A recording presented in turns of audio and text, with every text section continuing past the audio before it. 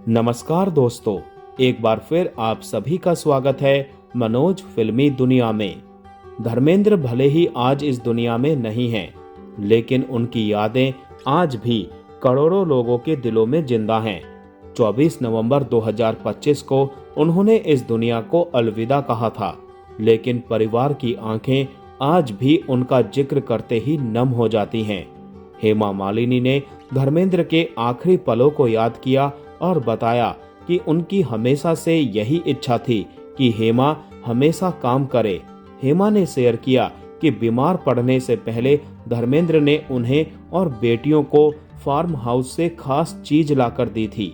हेमा मालिनी ने धर्मेंद्र के साथ बिताए अपने शांत और प्यारे पलों को याद करते हुए खास तौर पर उनके लोनावाला वाले फार्म हाउस की बात की।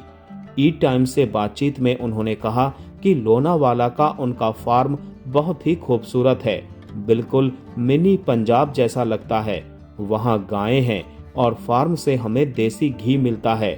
अभी सिर्फ 2 महीने पहले ही वो हमारे लिए 3 बोतल घी लाए थे और बोले थे ये ईसा के लिए है, ये आहाना के लिए है और ये तुम्हारे लिए। वो बहुत ही प्यार करने वाले और अच्छे इंसान थे। जब मैं उनके पास नहीं होती थी तब वो लोनावाला में वक्त बिताते थे, और जब मैं काम के सिलसिले में मथुरा या दिल्ली जाती थी तो हम अपने शेड्यूल ऐसे सेट कर लेते थे कि जैसे ही मैं वापस आती वो भी मुंबई मेरे घर आ जाते और मेरे साथ वक्त बिताते थे। इसी तरह हम अपने बच्चों और पोते पोतियों के साथ खुशी खुशी जिंदगी जी रहे थे। कई बार वो आहाना के घर भी रुक जाते थे। हमने साथ मिलकर बहुत सारे खूबसूरत पल बिताए हैं। वो हमारी जिंदगी का अहम हिस्सा थे और अब अचानक पिछले 1 महीने से वो हमारे बीच नहीं हैं। इस सच्चाई को स्वीकार करना बहुत मुश्किल है। जब भी मुझे कोई बड़ा फैसला लेना होता था मैं उनसे जरूर पूछा करती थी। नए साल की शुरुआत के साथ हेमा मालिनी ने कहा कि अब वो फिर से अपनी जिम्मेदारियों और काम में लौटने के लिए तैयार हैं। उन्होंने कहा, मैं अब दोबारा काम शुरू कर रही हूँ। मैं मथुरा जा रही हूँ। अपनी परफॉर्मेंस, शोज और जो काम है सब फिर से शुरू करूंगी, क्योंकि यही चीज धर्म जी को खुश करती है। वो हमेशा यही चाहते थे। हेमा मालिनी एक्ट्रेस होने के साथ साथ मथुरा से सांसद भी हैं। वो इसके अलावा ट्रेंड भरतनाट्यम डांसर भी हैं। हेमा अक्सर डांस शोज करती रहती हैं। हेमा ने ऑनलाइन परिवार के बारे में फैलाई जा रही अफवाहों पर भी बात की है। उन्होंने कहा, मैं बहुत सारा ऐसा कंटेंट देख रही हूँ जिसमें मेरे रोने के वीडियो हैं और मेरी आंखें सूजी हुई और लाल दिख रही हैं। मैं लोगों से अनुरोध करती हूँ कि वो इन सब बातों में ना आएं।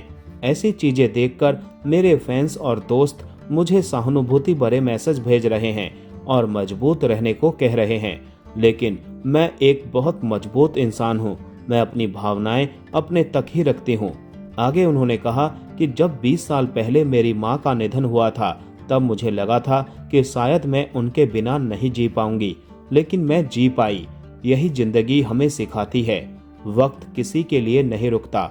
जब भी मेरी बेटियां रोती हैं या परेशान होती हैं मैं उन्हें यही बात समझाती हूँ। हम धर्म जी को हर पल याद करते हैं। आज सुबह थेपला बनाया था जिसे वो चटनी के साथ बड़े चाव से खाते थे। उन्हें हमारे घर की इडली, सांभर और कॉफी भी बहुत पसंद थी। इसीलिए जब जब ये चीजें घर में बनती हैं हम उन्हें बहुत याद करते हैं। हमारे लिए ये जरूरी है कि हम उन्हें अपने दिलों और यादों में जिंदा रखें। हमारे पास साथ के इतने सारे वीडियो हैं जिन्हें देखकर रोना ही आ जाता है।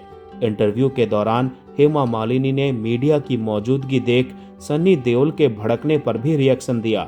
उन्होंने कहा, सनी बहुत परेशान और गुस्से में हो जाता था।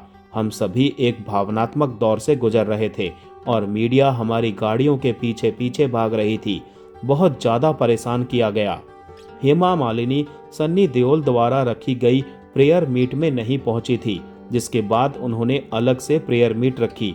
इसके बाद से ही कई तरह के पारिवारिक मतभेद की अटकलें थी। हेमा ने इन पर सफाई देते हुए कहा है, ये हमारे घर का निजी मामला है। हमने आपस में बात कर ली थी। मैंने अपने घर पर एक प्रार्थना सभा रखी क्योंकि मेरे साथ रहने वाले लोगों का समूह अलग है। इसके बाद मैंने दिल्ली में एक प्रार्थना सभा रखी, क्योंकि मैं राजनीति में हूँ और उस क्षेत्र से जुड़े मेरे दोस्तों के लिए वहाँ प्रार्थना सभा करना जरूरी था। मथुरा मेरा संसदीय क्षेत्र है और वहाँ के लोग धर्मेंद्र जी से बेहद प्यार करते हैं, इसीलिए मैंने वहाँ भी एक प्रार्थना सभा रखी।